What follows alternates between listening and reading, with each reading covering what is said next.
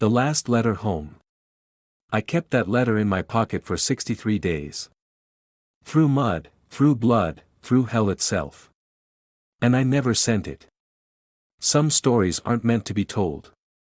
They're meant to be survived. This is the story of James "Jimmy" Sullivan, a kid from Brooklyn who became a man in the frozen forests of Belgium. A story about brotherhood, sacrifice, and a promise that would haunt him for 79 years. Jimmy was 19 years old when he stepped onto European soil. He's 98 now, and this is the first time he's ever told anyone the complete truth about what happened in the winter of 1944. We were just kids, you know. Stupid, fearless kids who thought war was gonna be some grand adventure. Jimmy grew up on the corner of Atlantic and Court Street in Brooklyn, in a neighborhood where everybody knew everybody. His best friend since the age of 6 was a kid named Tommy Rizzo. Tommy was the kind of guy who'd give you his last dime and then figure out how to get 2 more by the end of the day. Tommy had this smile, see? This big, stupid grin that could talk us out of any trouble. And believe me, we got into plenty. We'd steal apples from Mr. Cohen's cart, sneak into the Paramount Theater through the side door, chase the same girls. We were brothers in everything but blood. December 7, 1941 changed everything. Pearl Harbor. Jimmy was 15, Tommy was 16. They sat on Tommy's fire escape that night, watching the lights of Brooklyn, and made a pact. Tommy said, "When we're old enough, we're going together. We're gonna show those bastards they picked the wrong country to mess with." I shook his hand right there. A blood oath, we called it. Stupid kids. Tommy enlisted the day he turned 18 in 1942. Jimmy had to wait another year, and those 12 months felt like 12 years. He worked at his father's butcher shop, saved every letter Tommy sent from basic training at Camp Shelby, Mississippi. His letters were always optimistic, always funny. He'd complain about the heat, the sergeants, the food. But there was this energy in every word. Like he was finally doing something important, you know. Something bigger than Brooklyn. When Jimmy finally turned 18 in August 1943, he didn't even tell his parents. He just walked down to the recruitment office at dawn and signed his name. My mother, God rest her soul, she cried for 3 days straight. My pop, he didn't say nothing. Just hugged me once, real tight, and slipped a St. Christopher medal into my hand. "Bring yourself home," he said. That was all. Jimmy shipped out to Fort Benning for basic training. He wrote to Tommy every week, but the letters back became less frequent. The jokes were gone. Something had changed in Tommy's writing, but Jimmy couldn't quite put his finger on what. I got assigned to the 99th Infantry Division, 395th Regiment. We shipped out from New York Harbor in September 1944. I remember standing on that deck, watching the Statue of Liberty get smaller and smaller, and wondering if I'd ever see her again. The crossing took 12 days. Jimmy spent most of it seasick, cramped in a compartment with 200 other guys, all trying not to think about the U-boats hunting beneath them. They landed in England first, then crossed to France. By November, they were in Belgium, in a sector of the front line called the Ardennes Forest. It was quiet there. Too quiet. The veterans called it the ghost front. We were green as grass, and we knew it. The old-timers, the guys who'd been through North Africa and Italy, they'd look at us like we were already dead. Maybe we were. Then, on December 3, 1944, everything changed. I was in the mess tent, choking down some kind of stew that tasted like motor oil, when I heard this voice. This loud, Brooklyn voice yelling, "Sullivan. Jimmy Sullivan, you ugly son of a bitch." It was Tommy. His unit, the 106th Infantry Division, had just been transferred to their sector.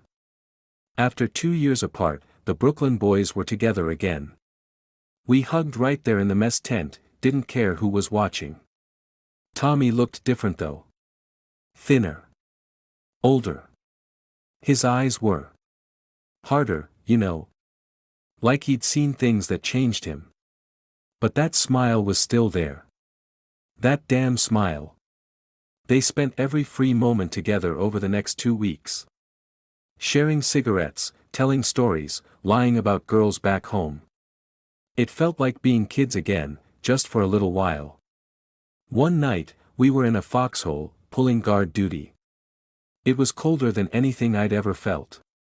Tommy turned to me and said, "Jim, if anything happens to me, I need you to promise me something." I told him to shut up, that nothing was gonna happen. But he grabbed my arm, real serious, and said, "Promise me you'll tell my ma that I wasn't scared. That I did good. Promise me." Jimmy promised. He had no idea that in 72 hours, he'd have to keep that promise. December 16, 1944. 5:30 in the morning. That's when the world exploded. The Germans launched their final massive offensive that morning. Over 200,000 troops, thousands of tanks, hitting the Ghost Front with everything they had. The Battle of the Bulge had begun. The shelling was like nothing you could imagine. The ground shook so hard you couldn't stand up. Trees were exploding. Men were screaming.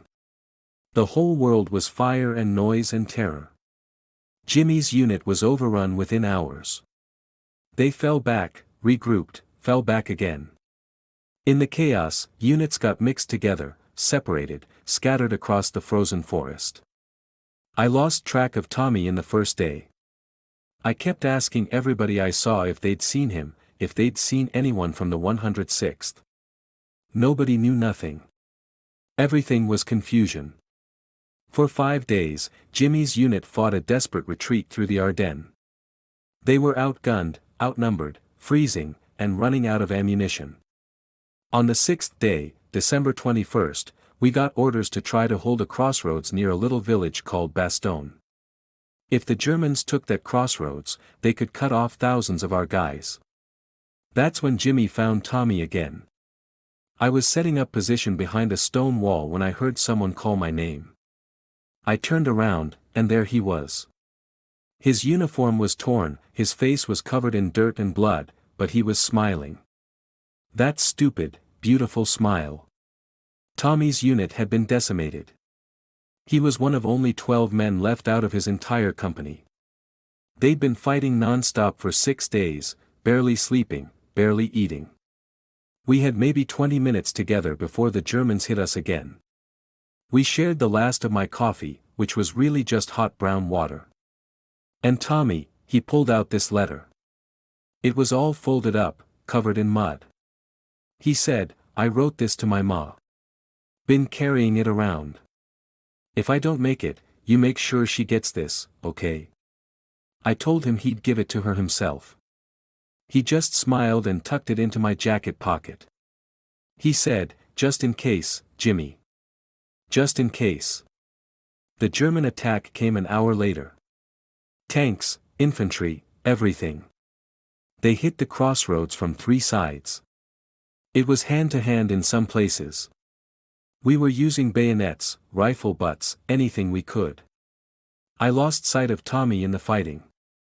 There was smoke everywhere, explosions, screaming. When the attack finally stopped, Jimmy started searching for Tommy among the wounded and the dead. I found him behind the stone wall. He'd been hit in the chest. There was so much blood. His eyes were open, looking at the sky.